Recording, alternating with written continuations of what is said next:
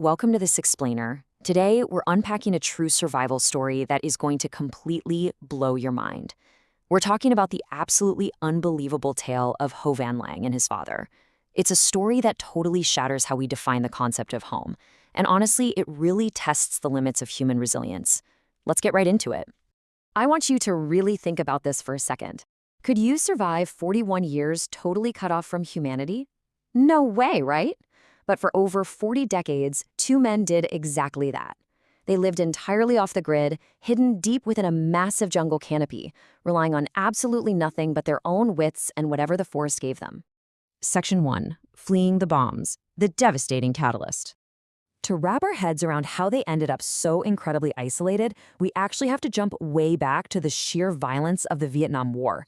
Just think about the scale of time we're talking about here. From the absolute height of the war in 1972 all the way into the modern era. The vast majority of those years, which is a whole lifetime for most of us, was spent entirely in the shadows, completely unrecorded by the outside world. So what pushed them into the wild? Picture this. It's 1972. Ho Van Thong is a North Vietnamese soldier. Without warning, American bombs absolutely level his home in Trim Kim village. In a split second, he loses his mom, his wife, and two of his sons. Running on pure, unimaginable shock and panic, Thong grabs his surviving one-year-old baby boy Lang and just bolts deep into the Guanggai province jungle. And here's the crucial thing you gotta remember. Thong wasn't just some guy choosing a minimalist lifestyle. He was a deeply traumatized soldier with severe PTSD who genuinely believed the war never stopped. Section 2. Decades in the jungle. 41 years of isolation. Okay, so how on earth did they survive? Over the next 40-plus years, they essentially built a completely self-sustaining world from scratch. We're talking absolute ingenuity. They built a shelter way up in the trees, like a massive bird's nest about 6 meters off the ground near a stream. For food, they foraged wild fruits and cassava. They hunted small animals, mostly mice, and actually dried the meat to get through the harsh winters. They even grew little patches of corn and, obviously, tobacco so they could smoke. Now this is where it gets really wild. Remember, little Lang was just a toddler when they fled. Because of that, he grew up completely oblivious to modern society. No tech, no electricity, his entire universe literally ended at the forest canopy. The isolation was so complete that he didn't even know women existed. His whole reality was just pure, unfiltered survival. 5. Seriously, just 5. In 41 years of wandering that jungle, they bumped into a grand total of exactly 5 other humans. And you know what they did? They hid. Every single time. Driven by the father's absolute terror that the bombs were still falling, they treated everyone like a mortal threat and completely vanished into the brush. Section 3. The 2013 Rescue. The Inevitable Discovery. Eventually, though, the outside world started closing in, and it revealed this incredibly tragic irony. See, when Pang ran, he had no idea he left another survivor behind in the rubble, his 6-month-old infant son, Ho Van Tree. Tree was rescued by an uncle.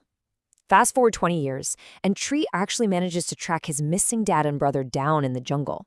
Imagine that. For decades, Tree would trek out there, desperately trying to give them supplies like salt and kerosene. But Tang's fear was just too deep. They flat out refused to leave and would actually hide the supplies instead of using them. So when they finally did come back to society in 2013, it wasn't exactly a happy Hollywood ending. Expanding deforestation was practically knocking on their door. But the real issue, Tang's health was completely failing. At 82 years old, he desperately needed a doctor. It took a massive effort. Authorities hiked 40 kilometers through thick brush just to reach them. Tang was so incredibly weak, they literally had to carry him out in a hammock. You can just imagine the absolute shock of the local community. A villager named Ho Van Song summed it up perfectly. He said, "No one could imagine Tang and his son could live 40 years in isolation in the hard conditions of the jungle." It was a mind-blowing moment for the people there. Seeing these two men step out of the shadows was literally like watching history walk out of the woods. Section 4. Adapting to modern life, the clash of worlds. The culture shock they hit was basically instantaneous, and man, was it brutal. Think about it. They went from the dead, quiet, absolute freedom of their treehouse on Apon Mountain straight into the loud, chaotic, rule-obsessed modern world. Benefactors set them up in a concrete charity house, but for guys whose whole rhythm was tied to nature, the noise, the crowds, the heavy concrete walls, it was completely suffocating. Actually, their relatives had to watch them like hawks because they were constantly looking for a chance to make a break for it back into the forest. The transition just absolutely wrecked them. The father, Ting, was physically drained, missing an eye, fighting off diseases of old age.